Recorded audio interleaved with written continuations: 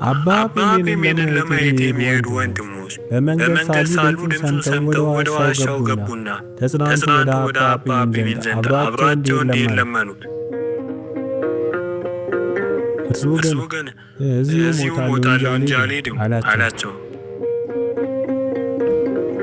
እነርሱም ትተውት ወደ አባ ጴሜን ዘንድ ሄዱና የሆነውን ሁሉ ለአባ ጴሜን አወሩለት። አባ ጴሜንም ተመልሰው እንዲሄዱ አደፋፈራቸውና አባ ጴሜን ላይ ይፈልጋል በሉት ብሎ ላካቸው። ሄደውም አመጡት። አባ ጴሜን ያን ወንድም ልቡ በሐዘን መጎዳቱን ተመልክቶ ከመቀመጫው ተነስቶ አቀፈው፣ ራራለት፣ ወደ ገበታም ጋበዘው። ከወንድሞች አንዱ ወደ ባሕታዊ እንዲህ ሲል ላከው፣ ስለ አንተ ዝና የሰማው ለብዙ ዘመናት ላይ ይናፍቅ ነበር። ነገር ግን ደካሞች በመሆናችን ልንገናኝ አልቻለም። እግዚአብሔር ይፍረድ፣ አንተም ጊዜ ካለ እባክህን ያለሁበት ና እንገናኝ። ባሕታዊው እግዚአብሔር ካላመለከተው በቀር አይልክብኝም ነበር ብሎ ወደ አባ ጴሜን ተጓዘ።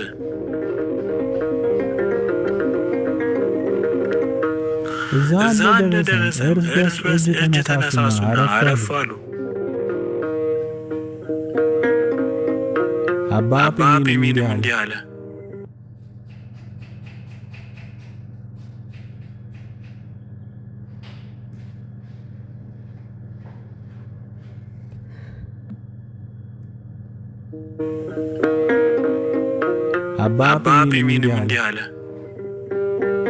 ሁለት ሰዎች በአንድ ቦታ ይኖሩ ነበር። ሁለቱም የሚወዷቸው የየራሳቸው ወዳጆች ሞቱባቸው። በዚህ ጊዜ አንደኛው የራሱን ሬሳ ትቶ ወደዛኛው ሬሳ በመሄድ ያለቅስ ጀመረ። ባሕታዊውም ይህን ሲሰማ ነገሩ ገባውና ተጸጸተ። የፈጸመው ስህተትን ተረዳ። አባ ጴሜንንም ጴሜን ሆይ አንተ ወደ መንግሥተ ሰማያት ሄደሃል፣ እኔ ግን ወደ ምድር ወርጃለሁ። አንድ ጊዜ የአካባቢው ገዢ ከአካባቢው ሰዎች አንዱን ይዘው ሰዎች ሁሉ እየመጡ አባ ጴሜን ሄዶ እንዲያስፈታላቸው ይለምኑት ነበር። በመጨረሻ 3 ቀን ስጡኝና እሄዳለሁ አላቸው። በዚያን ጊዜ አባ ጴሜን ወደ ልዑል እግዚአብሔር ጌታ ሆይ ይህን ጸጋ እባክህ አትስጠኝ፣ ያለበዛ ነገር ሰው ሁሉ ሊመጣ ሰላም አይሰጠኝም ሲል ለመነ። ከዚያም አባ ጴሜን ወደ አገረ ገዢው ሄዶ ለመነው። ገዢው ግን አባ ለቀማኛ ታማልዳለህን ብሎ ከለከለው። ይህም አባ ጴሜንን አስደሰተው።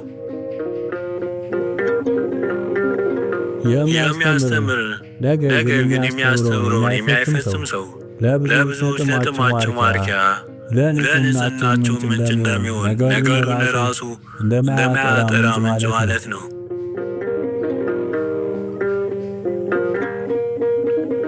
አንደበቱ ዝምተኛ የሆነ ነገር ግን በልቦናው ወንድሞችን የሚያወግዝ ሰው እርሱ ባለማቋረጥ የሚያጉረመርም ሰው ነው። በሌላ በኩል ከጠዋት እስከ ማታ ሲናገር የሚውል ነገር ግን በሕልሙ የሚኖር ሰው አለ። ምክንያቱም ይህ ሰው የማይረባ ነገር አይናገርምና።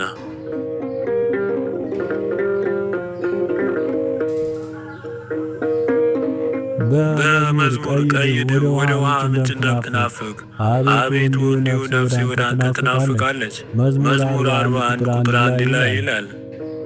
በበረሃ የምትኖረው ቀይድ በበረሃ የሚገኙ ተሳቢዎችን ከለቃቀመች በኋላ መርዛቸው ስለሚያቃጥላት ወደ ውሃ ምንጭ ለመጓዝ ትፋጠናለች። የመርዙን ቃጠሎ ለማስታገስ ትችል ዘንድ ለመነኮሳትም እንዲሁ ነው።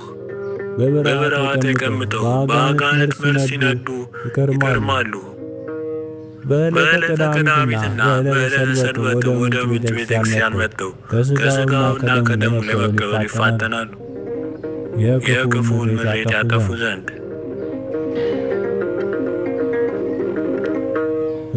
ማንም ለሌላው በክፉ ፋንታ ክፉ እንዳይመልስ ተጠንቀቁ ማለት ነው ሲሉ አባ ጴሜንን ጠየቁት። አባ ጴሜንም ኃጢአት የሚሠራው በአራት ደረጃ ነው። መጀመሪያ በልብ፣ ከዛ በገጽታ፣ ከዛ በቃላት፣ በአራተኛ ደረጃ በተግባር ነው። ክፉን በክፉ ያለመመለስ የተባለው አራተኛው ደረጃ ነው። ልብህን ንጹሕ ካደረገው ገጽታ ውስጣዊ ክፉ ስሜትን አይገልጠውም። ወደ ገጽታም ከወጣብህ ደግሞ በንግግር ላለመውጣት ታገለው።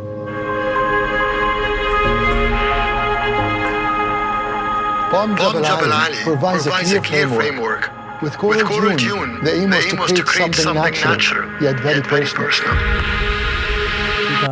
ከወጣብህ ደግሞ በንግግር ላለመውጣት ታገለው። ከአቅም በላይ ሆኖ ለመናገር ከጀመርክ ክፉን በክፉ ተግባር ከመመለስ በፊት ንግግርን ቆረጠው። ንቅሐ ልቦና፣ ራስን ማወቅና ራስን መግዛት የነፍስ መሪዎቿ ናቸው።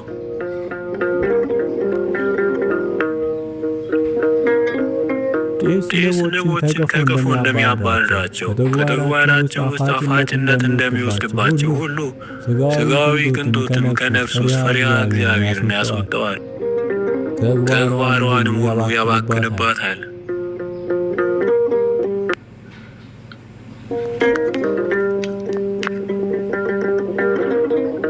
ስሜታዊ ከሆኑ ነገሮች መሸሽ አለባቸው። ስሜታዊ ከሆነ ነገሮች ጋር የሚታገል ሰው በሐይቅ ጠርዝ ላይ የቆመን ሰው ይመስላል። ጠላት በቀላሉ በገፋው ጊዜ ወደ ሐይቁ ይገባልና። ነገር ግን ከስሜታዊነት ርቆ የሚኖር ከሆነ ከጥልቁ ሐይቅ ርቆ የሚኖር ሰው ይመስላል። ጠላት ወርውሮ ወደ ሐይቁ እንዲከተው ቢገፋው እንኳን በእያንዳንዱ እርምጃው እግዚአብሔር እርዳታውን ይልክለታል። ለጠላቱ በቀላሉ የማይወረወር ይሆንበታል።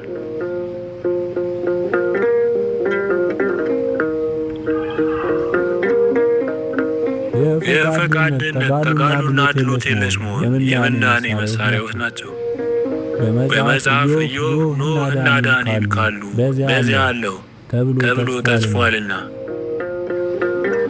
ኖኅ በፈቃድነት መቀበልን፣ ኢዮብ ተጋድሎን፣ ዳንኤልም ድሎት የለሽ ሆኖ መኖርን ያመለክታሉ። ስለሆነም በሰው ውስጥ እነዚህ ሦስቱ ከተገኙ ጌታ በዛ ሰው ሕይወት ውስጥ ይኖራል።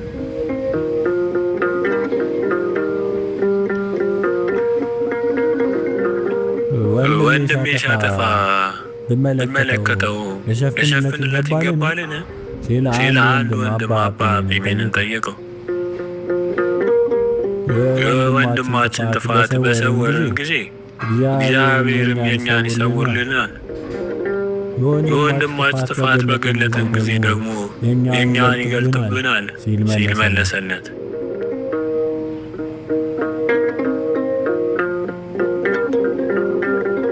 አንድ ጊዜ አባ ጴስ ለአንድ ሰው የነገረውን አባ ጴሜን እንዲህ ገለጠው።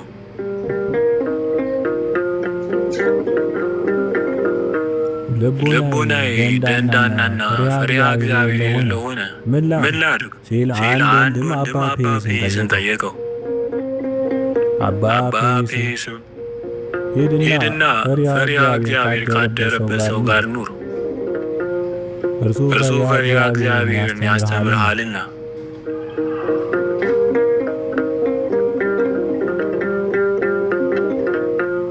በነፍሴ ሁለት ነገሮች ድል ካደረገ ከዚያ ዓለም ተጽዕኖ ነፃ ይሆናል አለ አባ ጴሜን። ምንና ምን ናቸው ሲል አንድ ወንድም ጠየቀው። ሥጋዊ ቅንጦትና ከንቱ ውዳሴ ናቸው።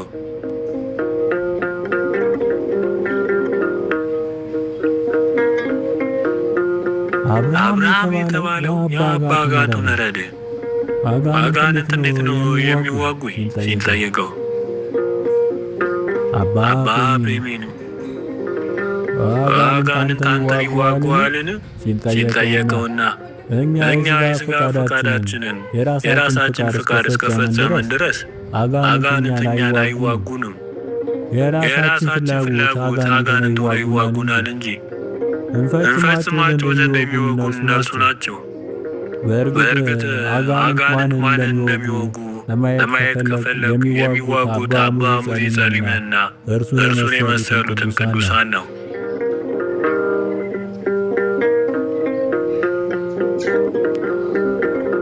አንድ ወንድም መጣና ኃጢአተኛ መሆኑን የሰማሁበት ወንድም ካለ ወደ በዓቲ ይመጣ ዘንድ አልወድም። በመልካም ምግባሩ የታወቀ ከሆነ ግን ከእርሱ ጋር ለመኖር ፈቃደኛ ነኝ።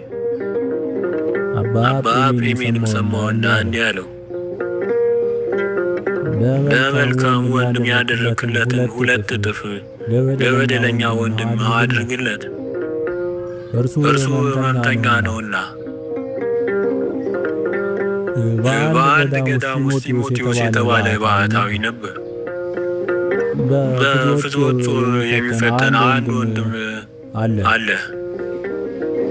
ምን ላድርገው ብሎ የገዳሙ አበምኔት አባ ጢሞቴዎስን አማከረው። አባ ጢሞቴዎስም አስወጥተህ አባዘው ሲል አበምኔቱን መከረው። ልክ ያ ወንድም እንደተባረረ የዛ ወንድም ጾር ወደ አባ ጢሞቴዎስ ተጋባ። ጢሞቴዎስም መቋቋም አቃተው። በድያለሁና ይቅር በለኝ እያለ ሲጸልይ፣ ጢሞቴዎስ ሆይ ይህ ጾር ያመጣሁብህ ብቸኛ ምክንያት በፈተናው ሰዓት ወንድምህን ስለናቅኸው ነው የሚል ድምፅ ከሰማይ ሰማ። ይህን ነገር ለዛ ወንድም ነገረው።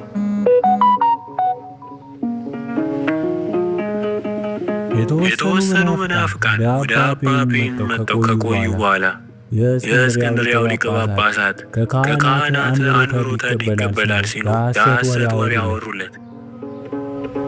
እስከዛ ሰዓት ጸጥ ብሎ የነበረው አባ ፕሬም አርድእቱን ጠርቶ ገበታ አዘጋጁ፣ የሚበሉትን ስጧቸውና በሰላም አሰናብቷቸው ሲል አዘዘ።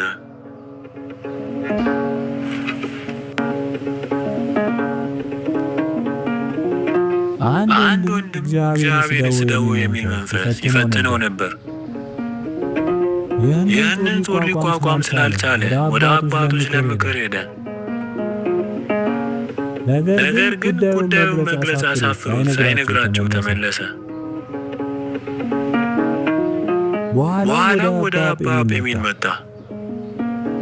ይሁን እንጂ አውጥቶ መናገር ስላሳፈረው አሁንም ሳይገልጥለት ተመለሰ። ብዙ ጊዜ ወደ አባ ፕሬሜን እየመጣ ሳይናገር ይመለስ ነበር። አንድ ቀን አባ ፕሬሜን መጨነቁንና መረበሽን ተመልክቶ ወንድሜ ሆይ ለብዙ ጊዜያት አንድ ነገር ልትነግረኝ ትመጣለህ፣ ነገር ግን ፈርተህ ትመለሳለህ፣ ንገረኝ ሲል ጠየቀው።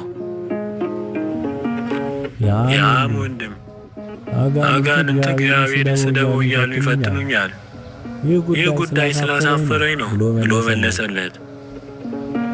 አባ ፕሬሜንም ልጄ ሆይ አትዘን፣ ይህ ክፉ ሐሳብ ሲመጣብህ ይህ ጉዳይ የኔ ጉዳይ አይደለም። ሰይጣን ይህ ክፉ ሐሳብ በአንተ ላይ ይቅር፣ ነፍሴ አትፈልገውምና በለው። ምክንያቱም ነፍሴ የተጸየፈችው ነገር አብሯት አይዘልቅምና ይጠፋልሃል። ያም ወንድም በሰላም ሄደ።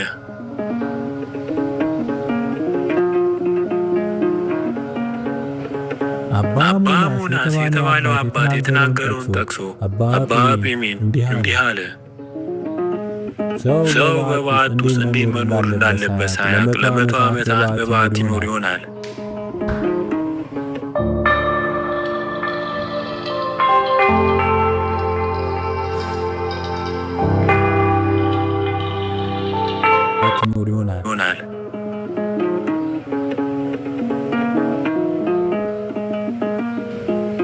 ገዳማዊ ኑሮ ሶስት ነገሮችን ይፈልጋል።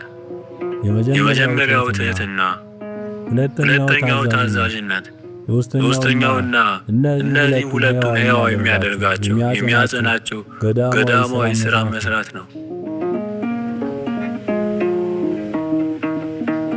በክርስትናው ብርቱ የሆነ አንድ ምዕመን ወደ አባ ጴሜን መጣ።